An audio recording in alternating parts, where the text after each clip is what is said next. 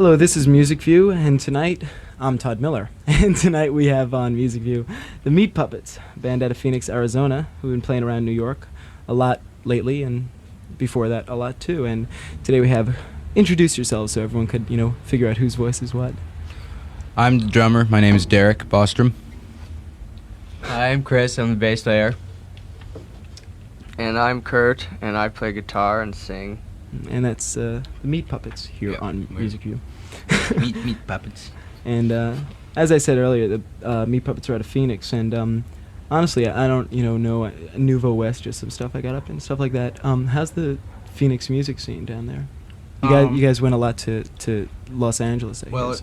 It's not. It's like there's actually in Phoenix there's like next to no country punk bands. We're the only band that play. Well, no, there's like some rockabilly bands, but it's not like a scene where it's like everything, all the punk is fused with country. Actually, a lot of the bands are trying to imitate their favorite big city bands more than that. There's a group of musicians that change bands every year and stuff like that, and depending on what idea piques their interest, just arty punk type things. Like there's a band called Mighty Sphincter.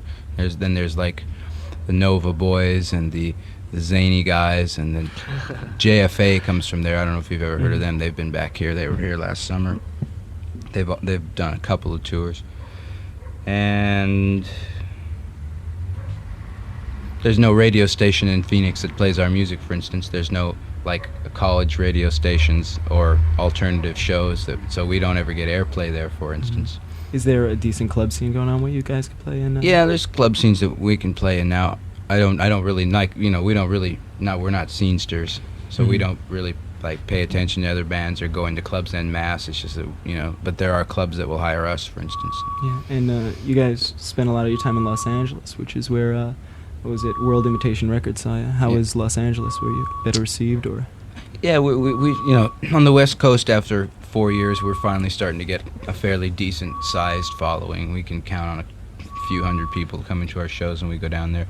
But, it's only been that way for, since the last album came out. Before that, we were just another one of the millions of hardcore bands down there, as far as the press were concerned. Yeah, speaking of hardcore, apparently you've gotten that connotation that you're really not into. People are saying, Meat Puppets 2 is like such a drastic change, and it seems to me, that's pretty much what you wanted to do. Well, Meat Puppets was more or less our first go at a band, and our first shot at writing songs, and it's just like, we're just progressing naturally. Started up from the 3-chord rock thing and the 4/4 beat, and we're just moving up, and we haven't got any limits to what we want to do. We just want to keep on making music, and we want to make it expressive and cool and all that stuff. And the critics really love it. Yeah. So what happened with an EP that doesn't seem to be around much on World Imitation Records? Did they catch you in L.A.? And they caught us in Phoenix. It was like we were like They'll have to be selling hot dogs down on the street to catch me. I'm pretty hungry, to tell you the truth. Well, we got lots of restaurants here. I don't know. I would guess more than Phoenix, but we got other business to deal with. When we first started playing, there wasn't a hardcore scene. There was still like the slash type scene in LA. The bands like the Bags and just the kind of art punk bands like Monitor and Human Hands and the Bee People and all those guys. And we started opening for bands like that. 100 Flowers is another one, and or the Urinals, and we started playing with them, and then we put out the EP with Monitor, and they were recording an album, so we just went in and used their equipment. It just took us about as long as the EP plays to record it, and it's like I think one of them's a second take, but it was just a real quick little thing, and it turned out good enough to release, so we did, and then that record came out, and suddenly there was this huge proliferation of bands playing the fast stuff, so it's like we're pretty much, along with a few other bands, one of the very first bands to put out a hardcore record, sort of. Kind of suddenly there was a competition to see who could play faster, and then now it's like, it's different. Now that they've slowed it down a little bit, and everybody's jumping off the hardcore boat and stuff like that. So life there is. Yeah, it's just an idea that time came and went, I guess. Nobody calls himself hardcore anymore. Yeah, I guess proliferation was the word. But first song you chose to hear off your Meat Puppets too was Plateau. Mhm. Anything you want to say about that tune? Kurt? Of eternal life. No, it could be best described by, saying that one second your stomach is weenie-less, and the next second... Kind of a song about the desire for hot dogs, I think. I don't know. All the songs are... It has a lyric in it that goes... There's an old guy right downstairs who sells, hot dogs. Will run out and... Yeah, I know. I just want to interject this particular subject matter. This is the only thing that's relevant to me, and it might as well be taped. There's a line in it that says, "Be thy stomach weenie-less, should thou then heap upon thy guts huge it's a backward quantities of mask weenie, line, so. the weenie butt from old guys on the street." Okay, this is Plateau, Meat Puppets on Musicview on WNYU.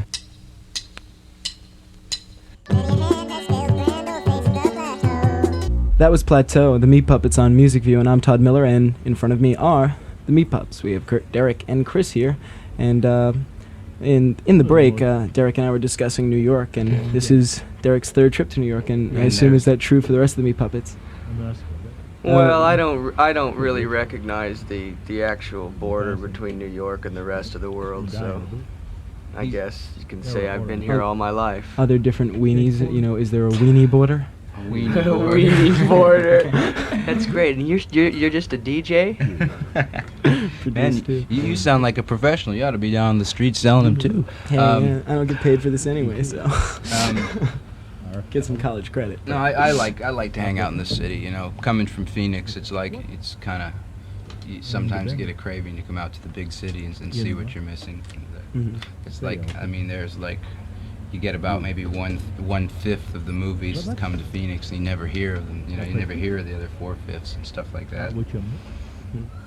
So, speaking about influences, also before, what do you like? What was the last album you guys bought? What do you guys listen to when you go into sounds or whatever? I bought an album yesterday. It's the brand new 6-record set of Elvis's 50th anniversary collection. It's got like a bunch of his Ed Sullivan stuff, a bunch of his TV stuff from the 50s and stuff. And it was like a limited collector's edition, and I picked that one up.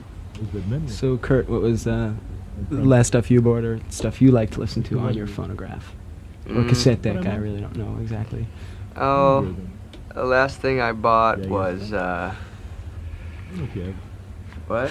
Chronic. I didn't buy that. Yeah, he didn't buy them. No, things are given to me. I read a review in which we were compared to Violent Femmes and REM, so I bought their latest releases, and they're okay. And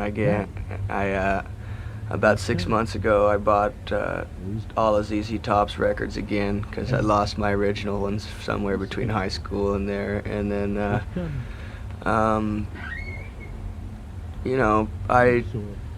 I listen to just about anything. We get given a lot of records, and I always listen to the stuff that we get given. It's like bands that we play with, people who aspire to be commercially accepted recording artists or artistically accepted recording artists, and view us as a gateway to either of those things, or just want us to give their music a listen. I like Duran Duran too. Oh yeah. And I like I bought a Carpenter's record recently, and it's now nostalgia. She's she's dead, and she died. Wasn't eating many weenies, apparently. That was the reason. Not enough, She couldn't keep them down. Maybe she had an aversion to them. That could do it. I mean, if she lived in New York, if you don't eat weenies, you may as well pack it in. I mean, what's a woman who doesn't eat weenies? Not a woman. So, Chris, what are you listening to? We haven't heard much from you as far as this. You came in late, and we stuffed you next to a mic, but I'll take over the artwork, and you can talk. Yeah, I like to listen to the sound of my pen screeching across paper, mostly. So. Is that a Chris? No, I live with Kurt, so whatever happens to be on at the same time. Uh-oh. Sounds like there's trouble in the Big Nobody's Apple. work today. I'm interviewing the What do Meat you Puppets. like to listen to? So yeah, you do live with Kurt. Apparently, you two are brothers. Yeah. So brothers in music. Yes, that's right. You guys have power plays, brotherly power plays. Who's older, by the way? We both are. Okay. Anyway, so after that, apparently you got onto Black Flag's SST label. Was that the same thing? They saw you live, or just heard about you and approached you? Were they at a couple of gigs or something and picked you up there? Well, there's like a couple of different versions of it. On one hand, Black Flag dug us and didn't mind having us on the label and wanted us on. On another hand, Monitor they put out a record called the Tikis. You ever heard of that? And all you Monitor fans, they put out a 45 under the pseudonym the Tikis. They put it out on Subterranean Records, which is like a offshoot of Thermidor. And the guy who was running Thermidor, no, they put it on Thermidor, which is an offshoot of Subterranean. And the guys who they sent these people some music of ours, and they dug it. And this one guy Carducci wanted to do a record with us. And when he started, he got involved with SST, and so he suggested that Thermidor and SST do a joint record. So on our first record, it says a Thermidor production for SST Records, and it's like we kind of got onto their label through Thermidor. But ultimately, what happens is that Greg sees bands that he likes, Greg, the guitar player, and then decides that he will put out a record by them if they want to. So that's how he did it. And then the second one too. You want to put out a second record? Sure. It's very informal, it's more or less non-contractual. It's not really business. It's a leisure service for them. They put out records whenever they want. And they don't really have, they're not like a business. They don't really have the means with which to press more than just a couple thousand, and they can't really promote the things they don't have a big pile of capital, but they do. Got a booking agency together, and so they can tour around. And they booked the last 2 tours for us around here. We came here with Black Flag last March. Yeah, we'll talk about that. Second song that we're gonna hear off the Meat Puppets 2 album is Lake of Fire. Any info on that tune? Kurt? Can you give us I wished we didn't have to hear this one. People like this one, and it's not very fun for us to play, so we don't play it too much. But why isn't it very fun for you to play? Oh, it's a pretty heavy moralizing trip in the lyrics, for one thing. Yeah, we'll talk about the acid later. Anyway, on Musicview, Lake of Fire, the Meat Puppets on WNYU.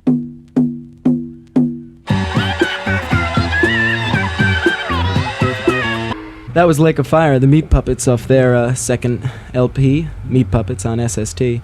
And I'm Todd Miller on Musicview, and here with me still, haven't run away yet, haven't gone to get any weenies. Not yet.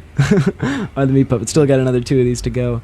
And we were talking before about on the Black Flag SST label, and you said it's a real comfortable situation. You feel really comfortable with how things are going? Or? Well, we have aspirations to sell more than just 5,000 or 6,000 copies. We want to sell 100,000 copies of our records, and also they're small, and if you want to spend a huge amount of money on your recording, you really can't, and stuff like that. And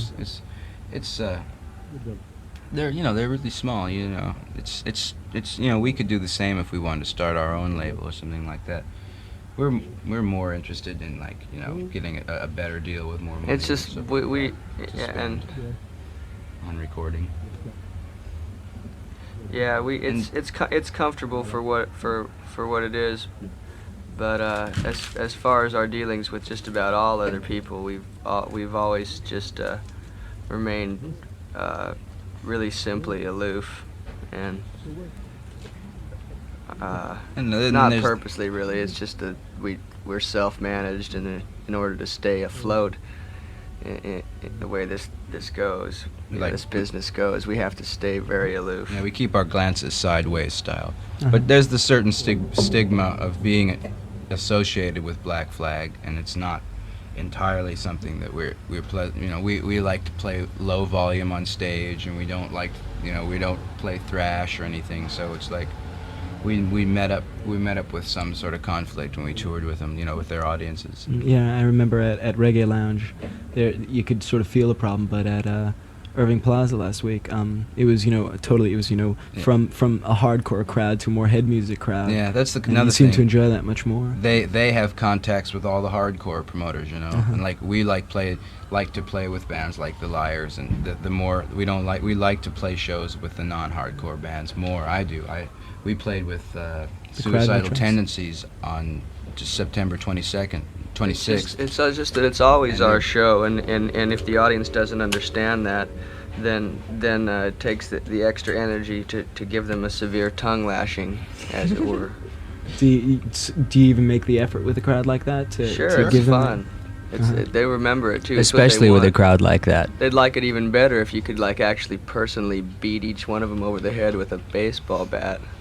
Figured maybe you just blow it off, but so you want to sell more albums than 5,000, whatever. Have you been contacted by any majors? Are you interested in that? Or? We've been contacted by a few majors. Like I said, the Sideways Glance for us, but no, we're like.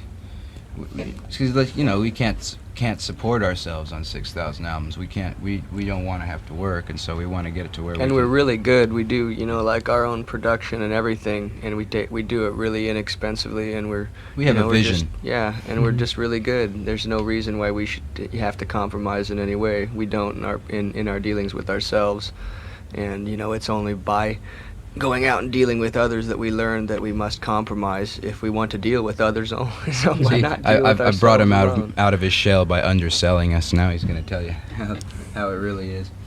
So with production, you did it with Spot. He does like all the Black Flag, Husker Du type stuff. He actually is really broad in his sounds. It could go from really clean to really heavy and rough. Did you enjoy working with him? Yeah, but that's why he wasn't credited with production on Meat Puppets 2, is because we produced it. He just engineered the sessions for us, and he's okay. We didn't want to. We didn't. Yeah. He's good for them because he knows how to work under a tight budget. I mean, anybody that's anybody that's weaseled their way into a studio and knows how to man a 24-track board or 16-track board could work with us as long as they can take orders. Yeah, as long as they don't pretend to be the fourth member of the band or anything like that. It's like you always have. Yeah, we never planned on having any guy. We've always recorded ourselves from the very beginning, and that was part of the problem with Meat Puppets 1 was all these idiots in there going, well, I'm the producer. Oh, I'm the producer. So we got this essentially, I have this sound. great concept of turning your sound into a mess, and so we knew that that's what they were doing, so they didn't get away with it. But it was like we don't really argue with the people that we work with. We always just kind of step out the back door, and that's it. Speaking of production idiots, last song you chose here on Musicview was "I'm a Mindless Idiot." Mm-hmm. What's the scoop on this? Well, who's saying this? It gives It's me an instrumental. It gives me the leeway to call other people idiots, I guess, by denouncing myself as an idiot out in public. I can therefore proceed from the basis that if I'm an idiot, it takes one to know one, so. It was like easy to perceive the idiots. It was fated for us to name a song that, and an instrumental came along, and without a title, so. It's really only just part of everybody's life. The part where you wake up in the morning and you're laying there going, oh, I'm going to work now. Yeah, right. What was my name again?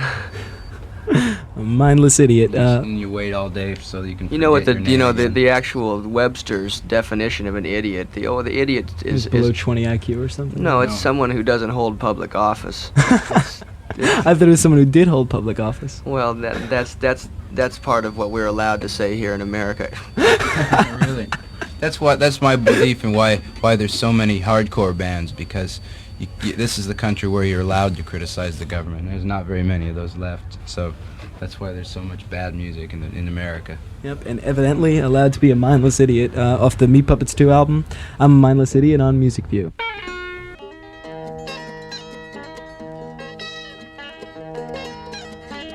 That was I'm a Mindless Idiot, the Meat Puppets on Musicview. I'm Todd Miller, still with the Meat Puppets. No more jokes about weenies anymore, unless Kurt will get some in. But okay, how much can you say about weenies? I could speak hours and hours. We had sure, Kurt. We had a friend Ian McKay, who you've probably heard of. He's sang for Minor Threat. I don't think he does anymore. Does he? I don't think so.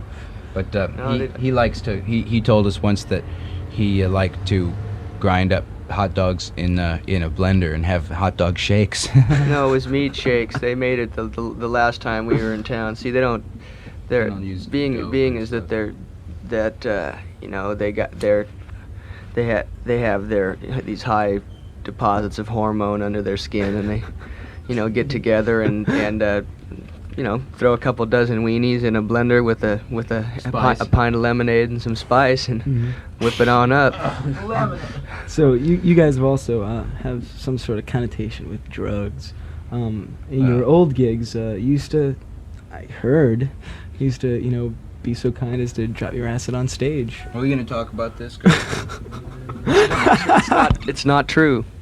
It's not true. Okay. No one's carrying any now, but you don't do it anymore. I guess it's backstage. No, that was Jack Daniels. He was the one who did it. No, acid's illegal, isn't it? No, is acid illegal? Yeah. I'm not sure. We'll check up after the show. No, I don't. We use acid to I don't clean, think like we did anything like that. I don't recall taking any LSD. I use acid, a weak acid form, to like clean the hardware on my drums. But That's an incredible waste of money. I understand that many people take acid to come and see us. There was a couple of people last night who looked like their heads had come off their necks while we were playing. It's unfashionable to take acid too. Far away. We believe in a person's right to do what thou wilt is the law, and if other people want to take LSD, that's fine. And if we don't want to talk about LSD, that's fine too. Mm-hmm. No, the only eccentric exercise we take with our freedom is to inflate our tires with milk. Taking a drive. Okay. Well, going back, you guys, you know, that was a sort of drastic change, although it was pretty obvious that you know, it seemed the direction you wanted to go. Obviously, you know, as history went on, you guys changed that. But how did your old audience, when you used to be sort of hardcore? They really liked it a lot. They did. They followed it. We have not had a single complaint, not nary a complaint one. The only people that ever complained were at a few hardcore shows just recently. You know, I mean, within the past year, who hadn't heard us. And they complain about the audience. They really come up and say, young "I'd like to kids. apologize for the audience." Like 13-year-old kids go, "Oh, I want to hear thrash music," and then, you know, just a couple of them. But no, the people that listen to our music from the very beginning, I have total certainty that they knew exactly what we were doing from the very start, you know, and didn't have any preconceptions about what we were supposed to do at all. And I think that they know their place very well in the scheme of you know, who listens to it and who produces it, and it's, you know. Of course, you shouldn't expect any more country punk from us, at least not for a while. I mean, country punk wasn't our idea. Our idea was pure country and western music, you know. I mean, it was something quiet that our moms the punk thing, if you know, is like we consider ourselves to be valuable members of this society, and if you know, if we're punks, then everybody's a punk, you know. Mm-hmm. So it's like something that just, you know, our hormonal deposits or the brain glands, or the amount of food you've had, the food that we eat, the right foods, produce the wrong things sometimes. Mm-hmm. You know. Well, I'd like to thank you guys for coming up here today on WNYU from Musicview. Kurt, Derek, and Chris, thank you. And thank Chris, you. Yeah, too bad this wasn't a visual medium, because then we could see what you're drawing over there. But that's okay. It sucks anyways. No, we'd like to thank you, Todd, because and also to mention that Chris is a very talented artist, and he's grateful that he was allowed this. And I'm actually very in this deep and reflective, and at some later date, I'd like to come up and do a solo interview if I could, without these guys, you know, clogging my brainwaves. Absolutely. Okay, this is Musicview with Meat Puppets. Thank you. Good night on WNYU.